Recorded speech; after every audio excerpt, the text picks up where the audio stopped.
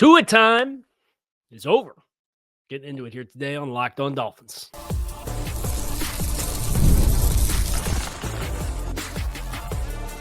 You are Locked On Dolphins, your daily Miami Dolphins podcast, part of the Locked On Podcast Network, your team every day.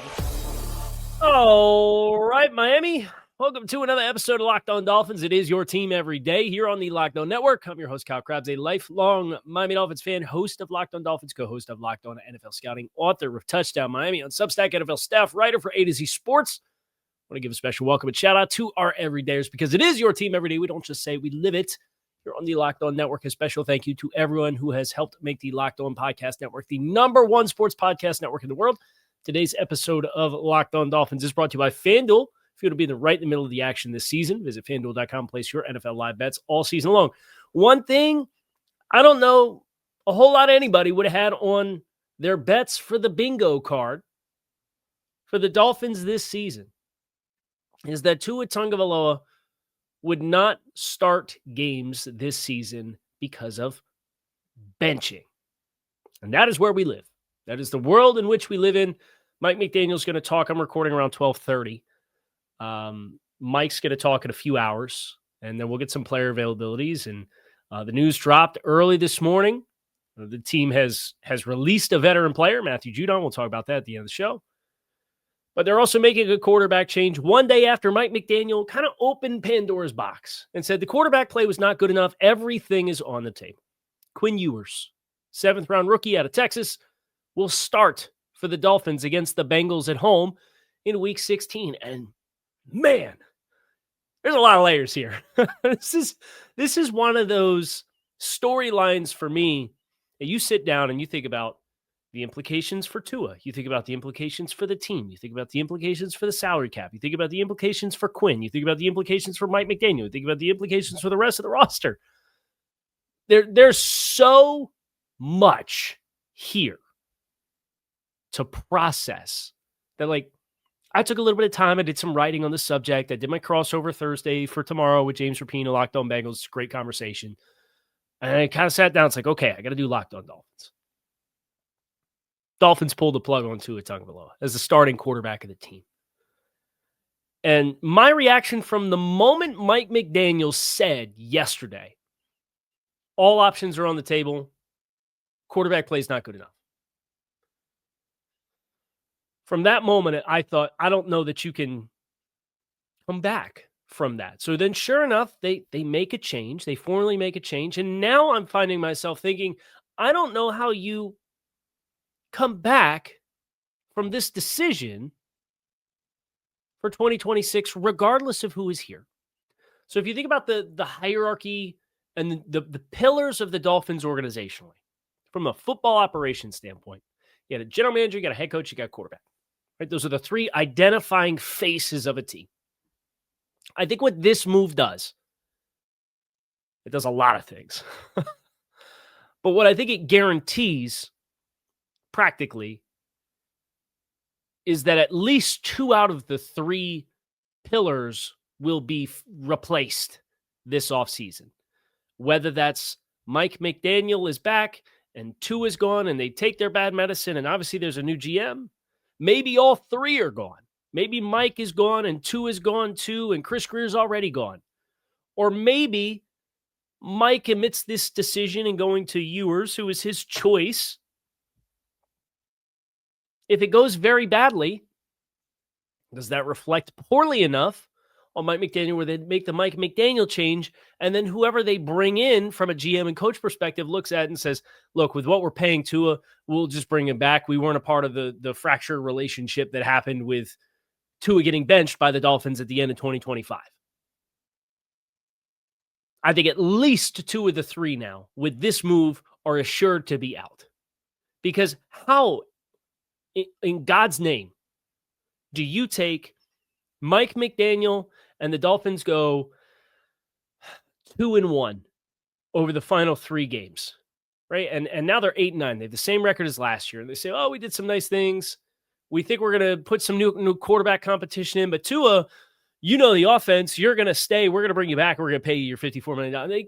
The distractions there would be, along with the bad blood that I presume has started to be facilitated with a decision to bench. Right? And you can tie these fractures all the way back to when Tua got the contract and got hurt 10 days into the season, right? Because it's an avoidable incident. And Chris Greer and Mike McDaniel publicly scold Tua for not protecting himself and how important he is to the team. This is there's been some clues that there's been some separation. And you can even go back to the first 3 weeks of the regular season when the NFL insiders like Ian Rappaport, and they're going on the Rich Eisen show and they're talking about, it's really hard for Mike McDaniel to call an offense with a quarterback that can't take hits and can't do this and can't do that. And I don't think Mike McDaniel should be absolved for his part in advocating for Tua's contract when we look at the final tally, right? It's the final determination that's made on Mike McDaniel at the end of the season. That has to weigh a part in this. And that's why I think the decision to go not to Zach Wilson, but the decision to go to Quinn Ewers is so important for Mike McDaniel. Because this is the guy that you drafted. You've now chose this over Zach Wilson to be your guy. There's overlap with these schemes. Go back, watch the Texas tape. Go back, watch the Quinn Ewers press conference interviews. He talks about the overlap and what Texas did at Texas and what the Dolphins do. Mike needs to have this offense operate at a functional level at a minimum the next 3 weeks. If the Dolphins come out and Quinn gets sacked at a 12% sack rate on dropbacks, and the Dolphins have 220 yards of offense and they average 13 points a game, at some point the offense has to function without Tua Tagovailoa, right? From Mike McDaniel. And I get, you're not going to make wholesale changes on December 17th to your offensive game plan. But as a part of the assessment of Mike, I think a quarterback change and a conscious quarterback change and who you chose to go with and what it looks like has to be a part of that calculus. Now, from the Tua side of things, I do think it's relevant to note, and Spot Track mentioned this already. There are $20 million in injury guarantees for Tua Tagovailoa in 2027. That if Tua were to continue to play, the organization, I think everybody in the organization, whether it's Mike or Champ Kelly or Stephen Ross or whoever else or a new GM, even if the GM's not in the building right now, which I still think is a bigger possibility than they're just going to run it back with Champ, right? If you have even less flexibility with the contract that's already very unflexible, that is really rough to navigate. So Tua's got his $50+ million in salary for 2026 that's fully guaranteed. But if he can't pass a physical and you want to cut him in March, you then have to pay him his guarantees for 2027 because it's injury guaranteed at signing. Nobody wins there. So you've been mathematically eliminated from the postseason. You've got 3 games left. The coach is coaching on a hot seat, and the coach has been trying to create that wedge. Jordan Rodriguez is an insider and does an amazing job. She's got great relationship with Sean McVay. She used to cover the Rams. She went on with Greg Rosenthal on their podcast and talked about Mike's been trying to create some separation from Tua and that that's a package deal for a little bit of time now. And that on top of everybody in the organization, including those who may not be in the building yet, benefits from ensuring that Tua gets to the end of the finish line here without playing with a reckless abandon because I don't have to worry about being healthy for the playoffs anymore. So I'm going to go out there and make things happen and play more outside of structure when you really can't physically hold up that way.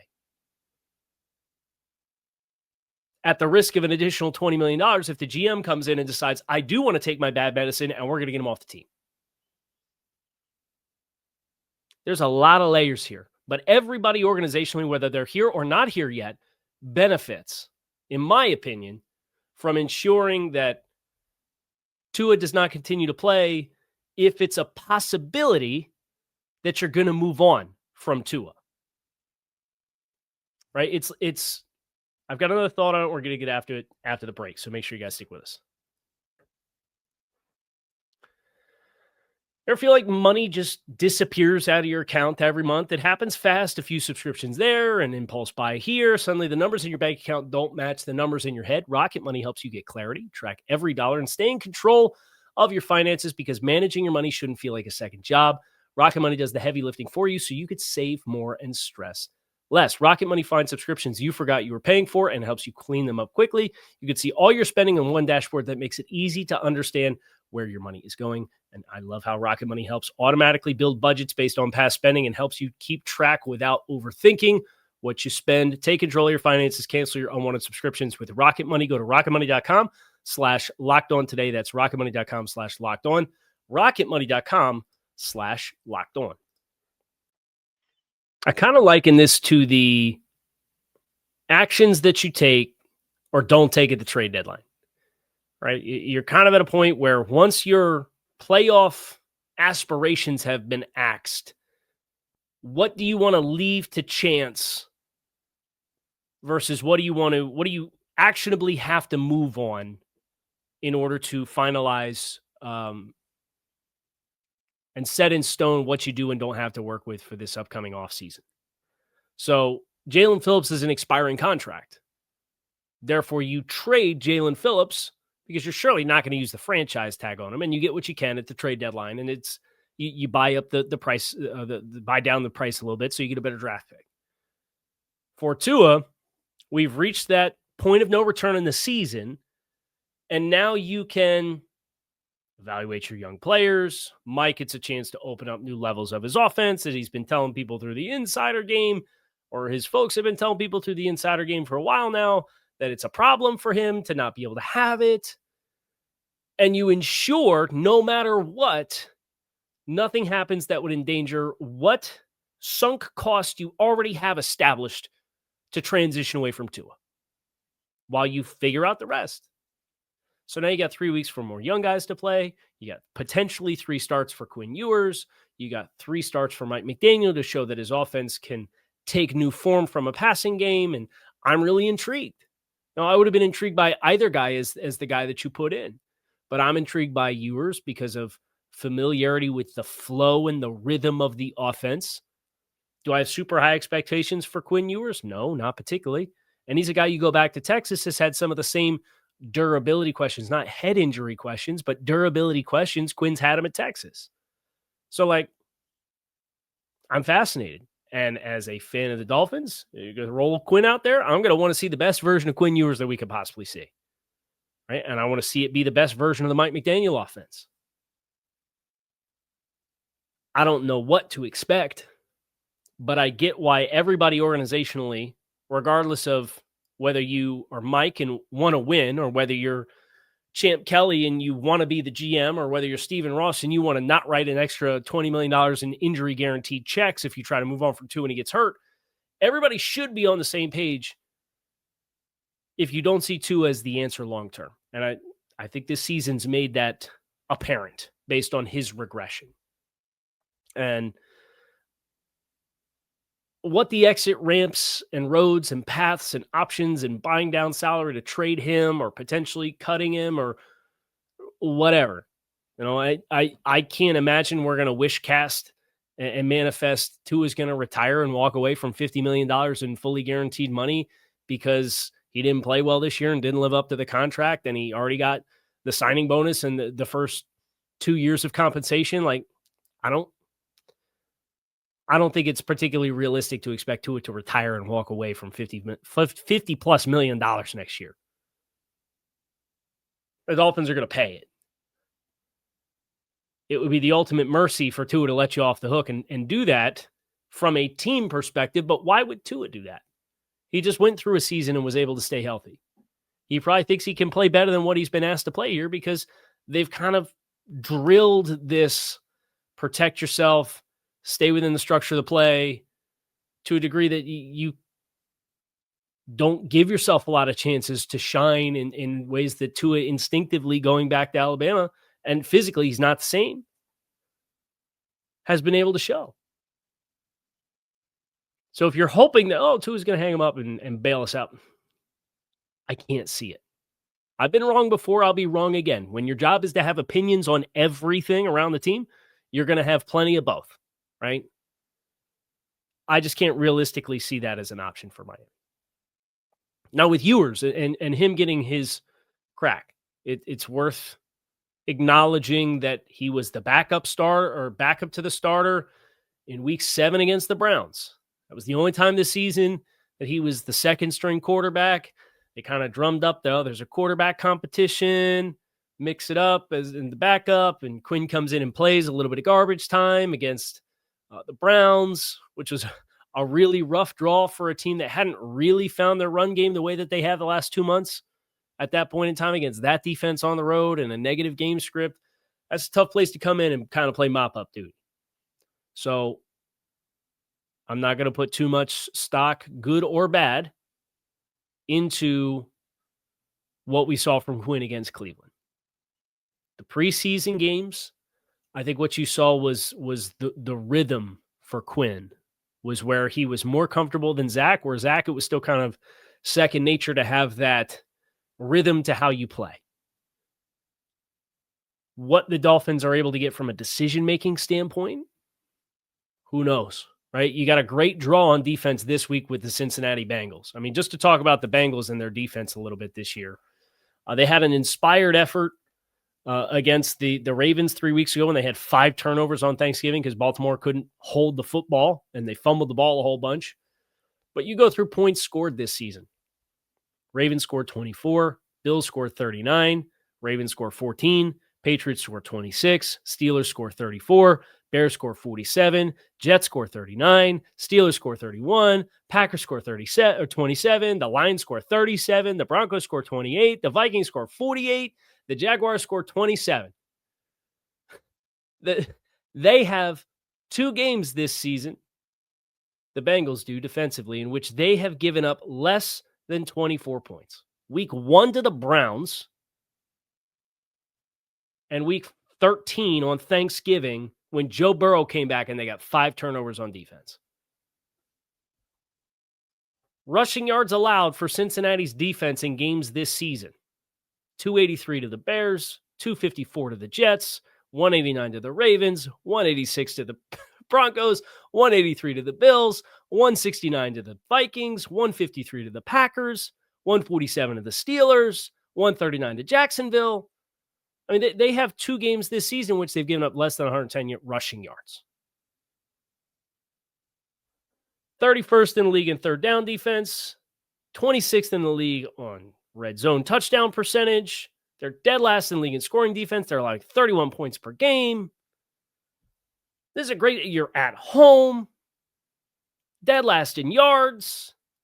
This is a great draw for Quinn Ewers to get a first career start. I'm intrigued. Bengals giving up 5.3 yards per carry. That's 30th in the league. Okay. Again, I hope it's successful because it's not about me wanting to be right or me having an opinion, because I recognize like information changes, right? You get more information and it changes. Truth evolves over time. There's 10,000 shades of gray. It's not all black and white. Was I particularly high? I had a 5th round grade on Quinn Ewers, so I had him higher than the league did. Do I think he's the answer long-term at quarterback of the Dolphins based off the Texas tape and the trends? No, but we'll see. Again, I want the team and all of the players on the team to be successful. Quinn is set up very well defensively with the opponent that you get this week to have a successful showing. Now, what it looks like the following week against Tampa, I don't know. What it looks like in New England, you're going to potentially have your first career road start week 18 against New England. Do they have the division wrapped up? Do they have the bye wrapped up? Are they playing for the division? Like, you might get all New England. You might get none of New England. Like, you could very easily come out of this game against the Bengals, and if you play well against the Bucs, You could get the Patriots lying down in this game. Maybe they're locked into the 2 seed and they've clinched the division, but they can't catch the Broncos, who have a tiebreaker with the 1 seed. And if you don't have a tiebreaker, if you're not going to catch the Broncos and you've clinched the division, what do you really have to play for? That doesn't help. Like a hollow win like that, it's a win, which I covet every win you can get, but it's in the assessment of the quarterback and the coach. It's kind of hard that way to how much stock do you put into if you play the Patriots backups week 18? When I said there was a lot of layers to this, there's a lot of layers to this. And we have a lot more to get into, which we won't hit on today's show. I do want to talk a little bit about Matthew Judon, who the team is moving on from. They're releasing him per reports this morning. I have some thoughts on this decision. It's coming your way next. Make sure you guys stick with us. NFL Sundays move fast. One big play, and suddenly everything feels different. That's what makes live betting with FanDuel so exciting. You're not just watching the game, you're reacting to it in real time. With FanDuel, you can place bets as the action unfolds. Every drive, every momentum swing, every highlight moment. Live betting is best when the game starts to shift, a receiver gets hot, defense tightens up, or the momentum flips after a turnover. FanDuel lets you jump into the moment with live spreads and money lines that adjust instantly, player props that update as guys heat up. You can be next touchdown scorers, drive results, totals, and more for your real-time bets. It keeps you locked into every snap, every game, and every possibility. So if you want to be right in the middle of the action this season, visit FanDuel.com. Place your NFL live bets all season long with FanDuel. The game moves fast, and so can you.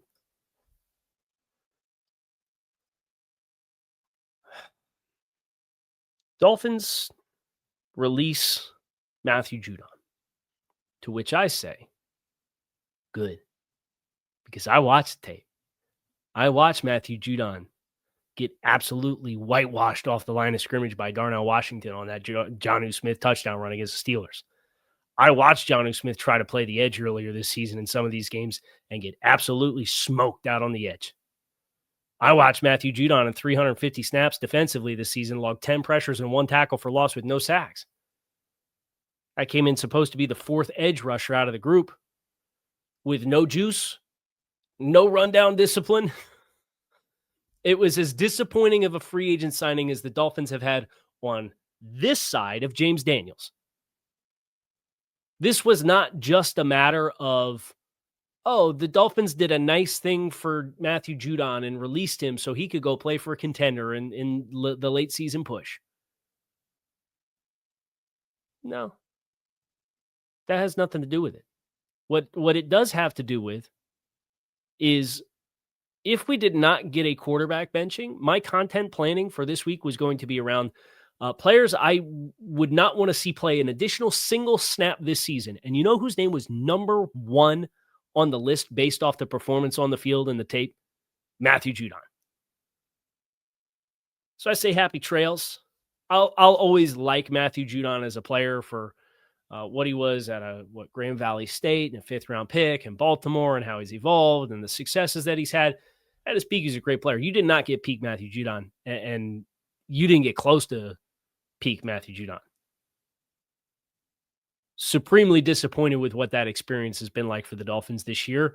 And it was just like ripping the Band-Aid back off again to watch back and watch the tape against Pittsburgh and watch that touchdown run by Jonnu Smith and Judon's getting blocked and turned out and he's 8 yards downfield. It's like, man, I don't need to see any of this from a late stage pass rusher who's out here playing for a few $1 million now that we're done. Put Quentin Bell out there, put Derek McClendon out there, put whoever you want out there. Don't play Matthew Judon anymore, please. And they did it. I don't know who else we might get in the way that I certainly didn't see Judon being back with the team next year based on how poor the performance was this season. If you bring back the coaching staff and if Anthony Weaver's back, some of your other like 1-year players, your Rasul Douglas is like, is he going to be a preferred option to be a starter because he's going to be another year older at corner? Nobody's far outperformed his contract. He's been very good for Miami. Jack Jones is on 1-year deal.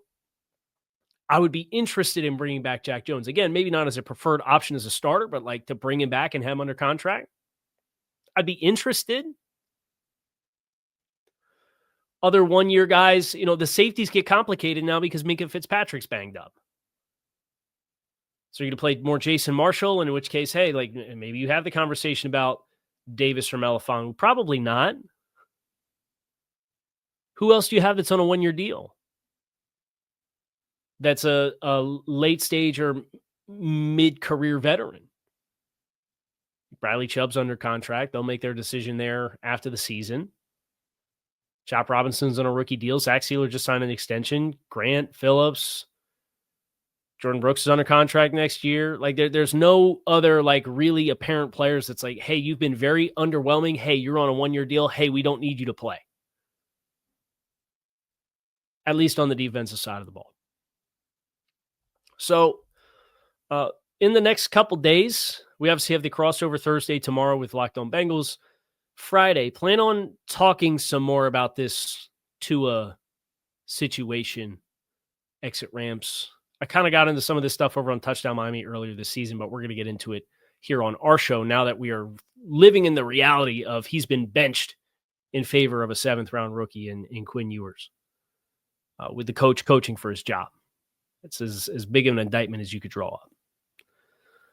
That's going to do it for us here today on the show, Kyle Krabs. Keep it locked in right here, Locked On Dolphins. It is your team every day. Appreciate you guys for checking out the show. Make it a great rest of your day, and I'll be back to talk to you all again tomorrow.